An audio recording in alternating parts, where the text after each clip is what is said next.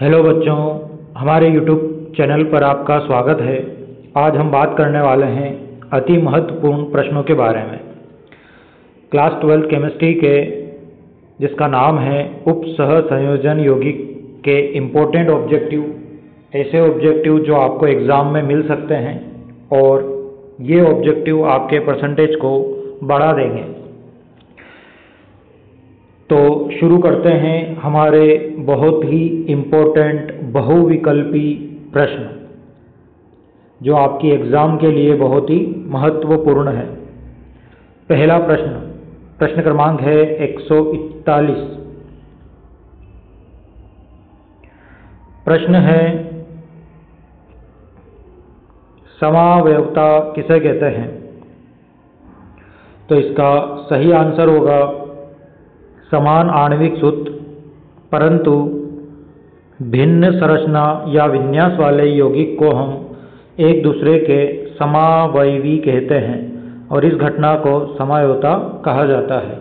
तो B option इसका सही होगा। अगला प्रश्न है, एक उदाहरण दिया गया है और पूछा गया है कि इसमें कौन सी समावयवता होगी। तो इसमें आयनीकरण या आयनन समावयवता होगी क्योंकि इसमें प्रति आयन में अलग अलग आयन दिखाई दे रहे हैं। एक संकुल यौगिक में सल्फेट आयन है जबकि दूसरे संकुल यौगिक में क्लोराइड आयन है।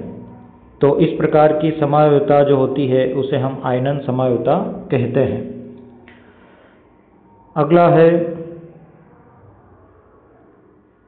फिर एक उदाहरण है, इसमें हमें समावयवता बतानी है कि ये कौन सी समावयवता का उदाहरण है। तो इसका सही ऑप्शन होगा हाइड्रेट समावयवता क्योंकि यहाँ पर बाहर एक H2O है और यहाँ पर एक भी नहीं है।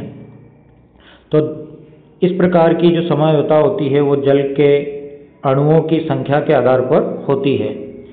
तो आप देख सकते हैं कि यहाँ पर 5 अंदर H2O के अणु हैं जबकि बाहर एक है, जबकि पहले वाले में 6 अणु जल के हैं। तो दोनों में बाहर और अंदर जल के अणुओं में परिवर्तन होने के कारण इस प्रकार की समावयवता उत्पन्न होती है। तो यहाँ पर बी ऑप्शन सही होगा, हाइड्रेट समावयवता। इसी को हम विलायकन समावयवता भी कहते हैं या जल योजन समावयवता भी कहा जाता है। हमें बताना है कि एक संकुल यौगिक है, सिस और ट्रांस रूप किस प्रकार की समावयवता को दर्शाते हैं। तो यह ज्यामितीय समावयवता में हमें दिखाई देते हैं। सिस और ट्रांस जो समावयवी होते हैं वो ज्यामितीय समावयवता में प्रदर्शित होते हैं। अगला प्रश्न है, जब कोई यौगिक एक ही लिगेंड के भिन्न रूपों के कारण अलग अलग संरचना दिखाता है इसे क्या कहते हैं। तो इसे हम लिगेंड समावयवता कहते हैं क्योंकि ये लिगेंड के कारण उत्पन्न होती है। एक संकुल यौगिक है, इसमें हमें बताना है कि ये किस प्रकार की समावयवता का उदाहरण है। तो यह होता है ऑप्टिकल समावयवता जिसे हम प्रकाशीय समावयवता भी कहते हैं।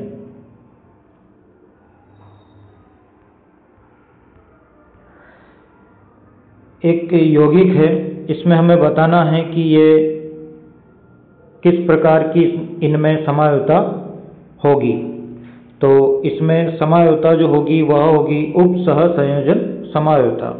ये जो उदाहरण है ये उप सह संयोजन समावयवता के उदाहरण हैं। तो सही ऑप्शन होगा ए। तो इस प्रकार की जो समावयवता होती है तो आप देख सकते हैं कि इसमें ये संकुल यौगिक है।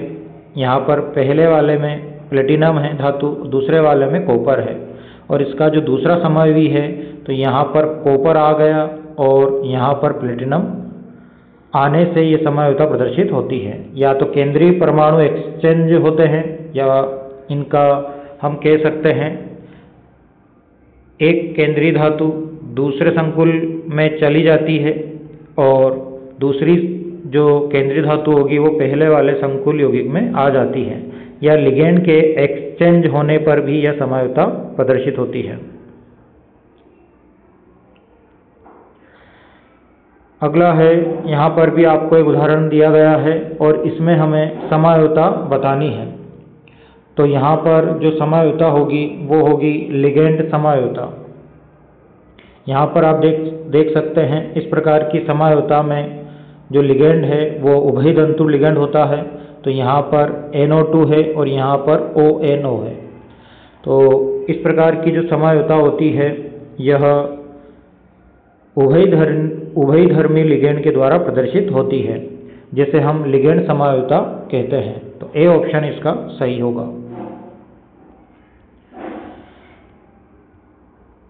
अगला प्रश्न है, एक यौगिक है प्रकाशित समायोगी संभव है क्योंकि।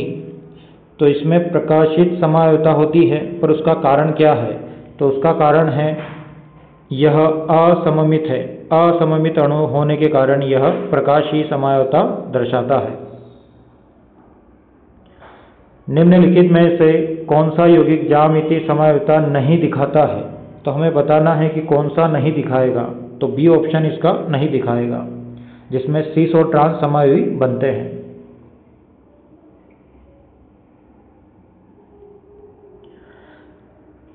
अगला है, फेसियल और मेरीडायोनल समायुक्ता किस प्रकार के यौगिक में पाई जाती है?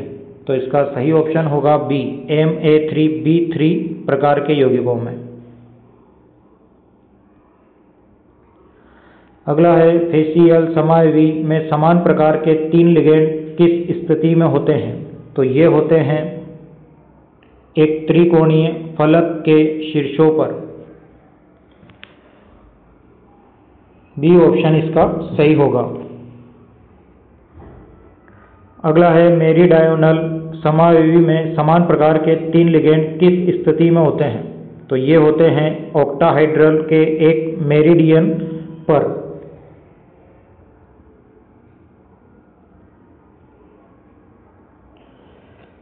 अगला प्रश्न है, एक संकुल यौगिक है, इसमें हमें बताना है कि ज्यामितीय समायोगी कितने बनेंगे? तो इसमें 2 ज्यामितीय समायोगी बनेंगे, सीस और ट्रांस।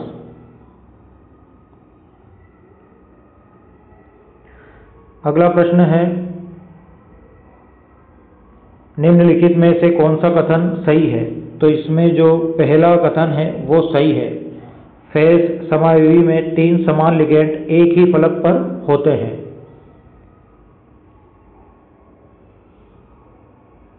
प्रकाशिक समायुक्ता किस कारण से उत्पन्न होती है? तो यह होती है अणु का असममित या कायरल होने से।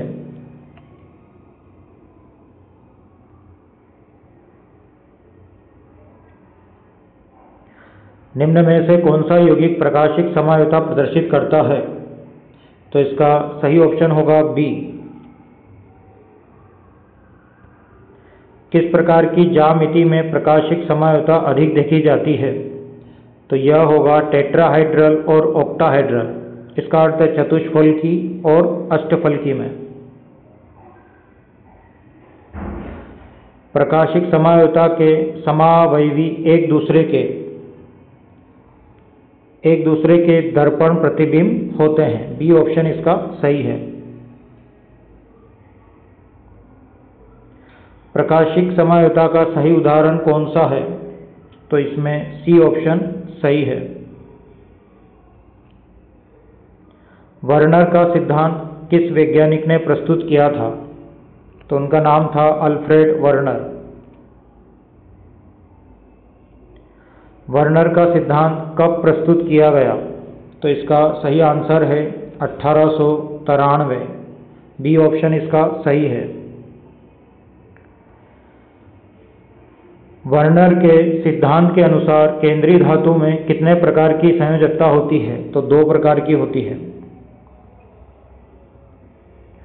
वर्नर के सिद्धांत में प्राथमिक संयोजकता किससे जुड़ी होती है? तो यह जुड़ी होती है आयनिक या ऋणात्मक आयन से। वर्नर के सिद्धांत में द्वितीयक संयोजकता किससे जुड़ी होती है? तो यह जुड़ी होती है लिगेंड और सहसंयोजन क्षेत्र से। बी ऑप्शन इसका सही है। वर्नर के सिद्धांत में द्वितीयक संयोजकता हमेशा स्थिर रहती है।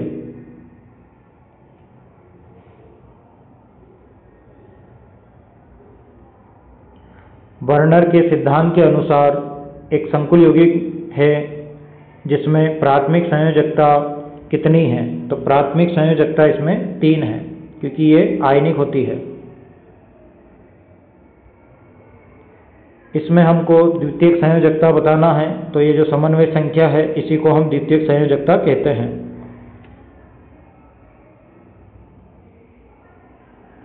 वर्नर का सिद्धांत किस विषय की व्याख्या करता है?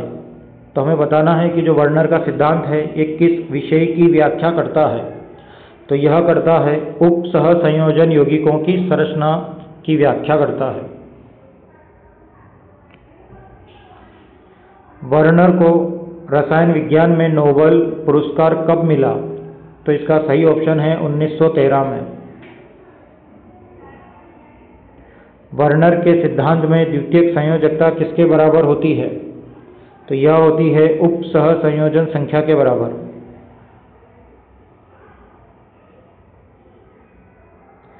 वर्नर के प्रेक्षण के अनुसार एक यौगिक है जिसके विलयन में कितने Cl- आयन मुक्त अवस्था में होते हैं? तो इसमें होंगे 3।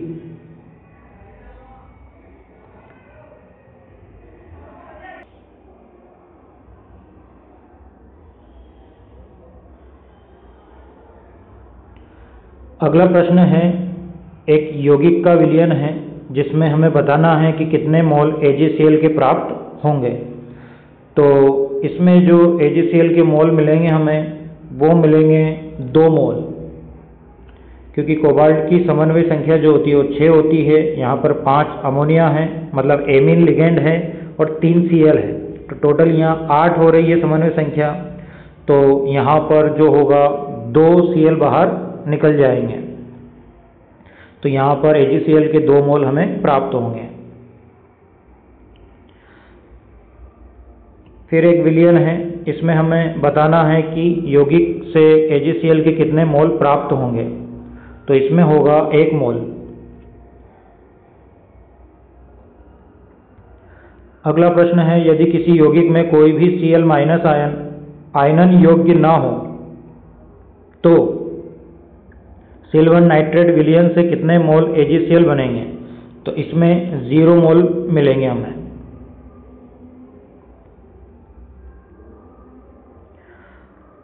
और इस प्रकार से आप इसे समझ भी सकते हैं कि आयनन योग्य Cl- आयन जो होता है ये कोऑर्डिनेशन स्फीयर के बाहर होते हैं, और सिल्वर नाइट्रेट से प्रतिक्रिया करने पर जितने मोल Cl- बाहर होते हैं उतने ही AgCl हमको प्राप्त होते हैं।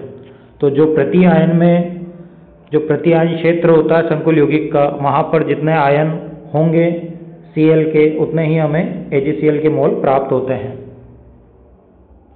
जैसे यहाँ पर आप देख सकते हैं, इसमें 3 Cl बाहर है तो 3 मोल AgCl के प्राप्त हो जाएंगे जब इसकी अभिक्रिया हम सिल्वर नाइट्रेट के साथ करेंगे।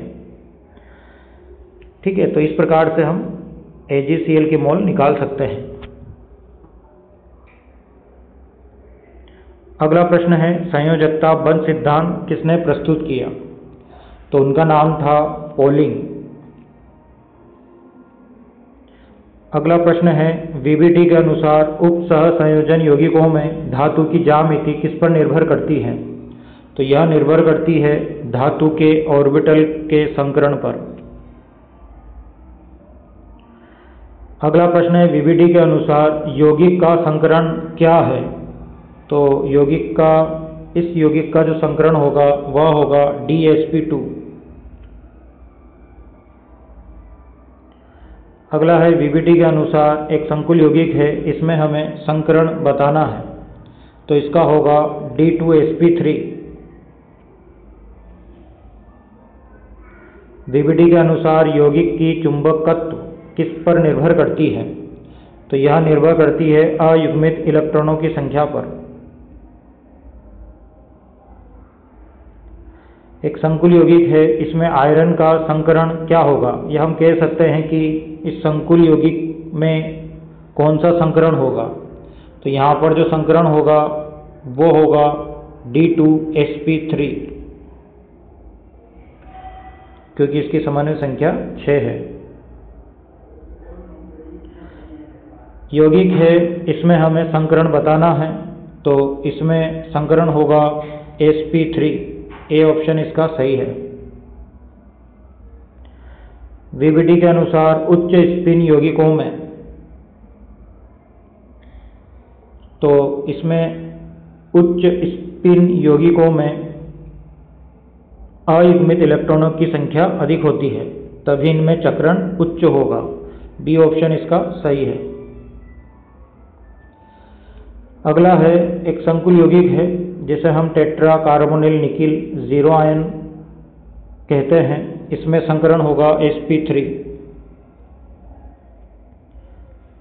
वीबीडी के अनुसार निम्न में से कौन सा यौगिक डाई मैग्नेटिक, इसका अर्थ है प्रतिचुंबकी होगा, तो इसका सही ऑप्शन होगा बी।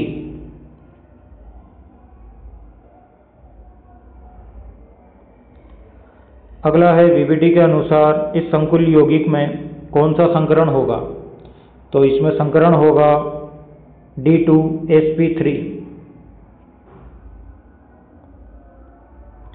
अगला है वीबीडी में DsP2 संकरण वाले यौगिक की ज्यामिति क्या होती है? तो इसकी होती है स्क्वायर प्लानर। ए ऑप्शन इसका सही होगा, वर्ग समतली होगी इसकी। वीबीडी में sp3 संकरण वाले यौगिक की ज्यामिति क्या होती है? तो वह होगी टेट्राहाइड्रल, चतुष्फल की। एक आयन है, एक संकुल आयन है का चुंबकीय गुण कैसा होगा? तो यह होगा पैरामैग्नेटिक, अनुचुंबकीय होगा। वीबीडी के अनुसार स्ट्रॉन्ग फील्ड लिगेंड क्या होते हैं? तो d ऑर्बिटल में पेयरिंग को बढ़ाते हैं।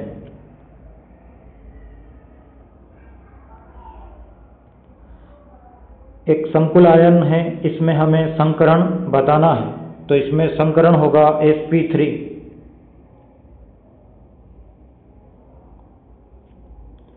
अगला है वीबीडी के अनुसार स्क्वायर प्लानर वर्ग समतली ज्यामिति किस संकरण में बनती है? तो वह बनती है DsP2 में।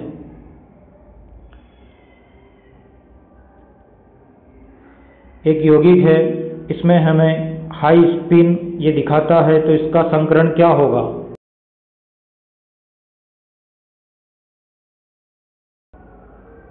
अगला है वीबीडी किस प्रकार के यौगिकों की संरचना समझाने में सफल है?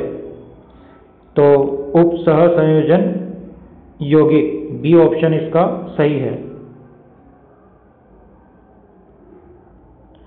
अगला है वीबीडी के अनुसार एक संकुल आयन है की ज्यामिति क्या होगी?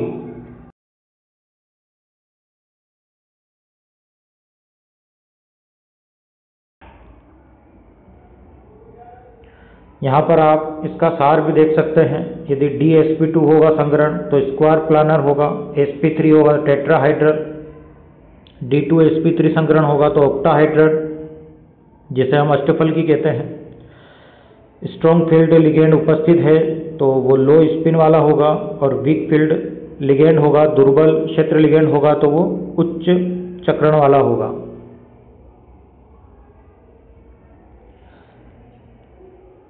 अगला प्रश्न है वीबीडी की मुख्य कमी क्या है? तो यह यौगिक का रंग नहीं बता सकती है।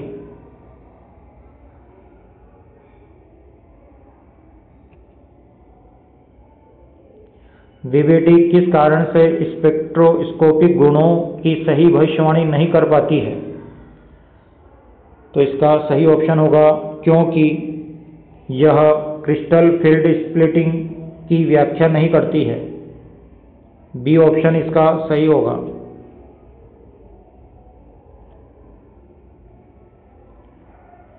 वीबीडी से निम्न में से किसकी व्याख्या नहीं की जा सकती है? तो इसका सही ऑप्शन होगा यौगिक का रंग।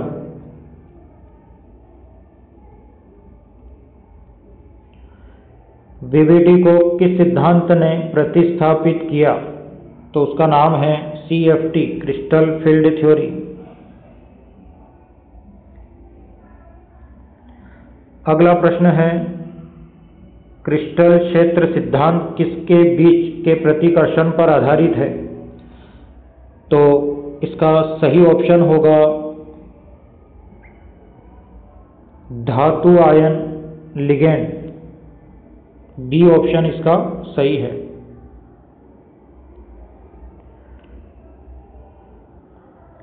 तो आज के लिए इतना ही। अगले वीडियो में कुछ और इम्पोर्टेंट ऑब्जेक्टिव इसके बाकी हैं, वो हम अगले वीडियो में देखेंगे।